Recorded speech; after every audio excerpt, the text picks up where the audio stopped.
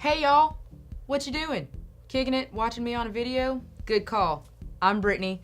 I'm from 412 at the Greater Little Rock campus. And in case we're not friends already, I'll share a fun fact with you. I have like an extensive bucket list, but one of the things on there is to go to space. I just want to see what it's like to float around. Free and look at stars and all that kind. Like, I love all that kind of stuff. Planetariums are my favorite. Planets are my favorite. Martians, real, not real? I want to know. I want to touch it with my own hands. Okay, that's the kind of person I am. So I want to go to space. That's on my bucket list. So here's the cool thing about space is that it's space, and most people don't get to go. So I want to be on the list of people who got to go. The list is only like this long, and I want to be on that because I like doing things that nobody else gets to do. So NASA, if you're listening, call me. All right. So anyway, here's the deal. We've learned all about who God is, how we can connect with him, how we get to be in a relationship with him through worship and prayer. And now we get to learn about being friends with other people, because God has not designed us to do life alone. It's written in the Bible from like the beginning in Genesis. He's like, you know what, Adam, you need a mate because you can't be by yourself. And so Adam had Eve, Ruth had Naomi, David had Jonathan, Jesus had disciples. Like, we see friendships all throughout the Bible. It's a really big theme, and that should show us how important it is because we see it over and over and over again.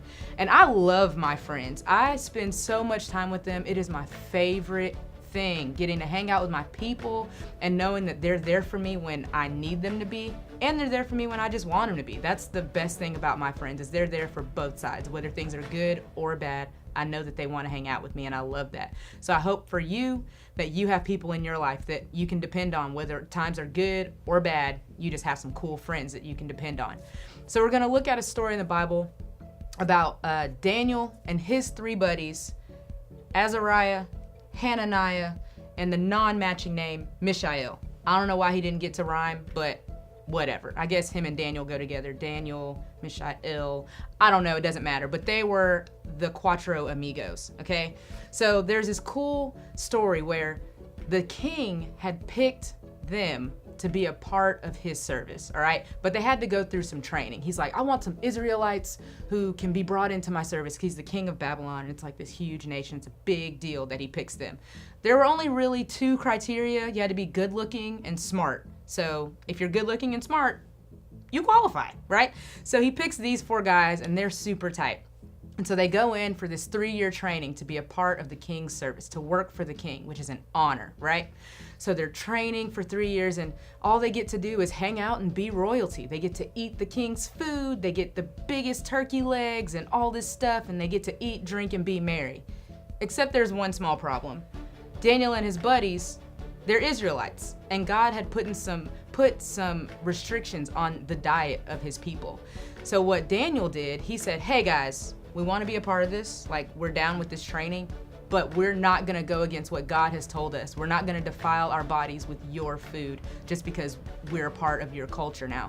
And so they stuck to their guns, and Daniel had his crew with him, and they went for it too. He's like, we're only going to eat vegetables and water. I don't know about you, but if my friends were like, hey, we're just going to eat vegetables and water from now on, I'd be like, no, I want some chicken. Are you kidding me? But they stuck to their guns because they knew that God would bless their obedience. And so they go 10 days eating just vegetables and water. If you've heard of the Daniel fast, this is where it comes from, okay? So they go 10 days, and everyone's kind of expecting them to look a hot mess and be tired and exhausted at the end of it. But instead, they look better than all of the other people who got to eat whatever they wanted for that 10-day period. And so God blessed them, and they found favor with the king, and they got to be a part of the king's service. And it's just really cool, because sometimes, like, we need the support of our friends to stick to our guns and do the things that we need to do in order to be successful. Whatever God has called you to do, sometimes you need your friends to come alongside you and be like, hey, I got your back. Whatever it is that you need for me to keep you on track, I'm gonna do it. And Daniel got to do that with his friends.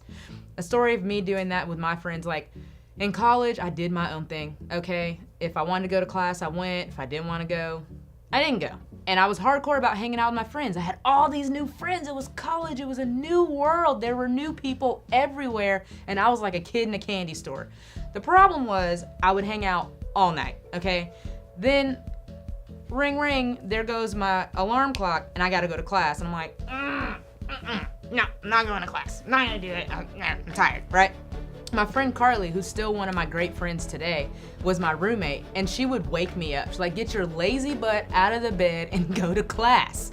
I'm like, I don't want to go to class. I've been hanging out all night. I'm tired. And she's like, well, you need to get your priorities in check.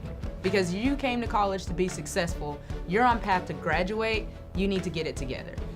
And to this day, like, I have to credit her with keeping me on track freshman year, because I was not on a good path educationally. I would have easily been a dropout within the next semester without her there guiding me and keeping me on track.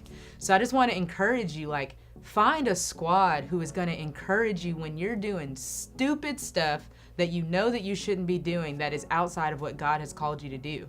To be like, hey, I don't really think that's a good idea, or maybe we can try and do this another way so that you can stay on the path that God has called you to. And I encourage you to get those friends. And if you don't have those friends, go find some. 412 is full of people who are great friends who want to be in a squad with you.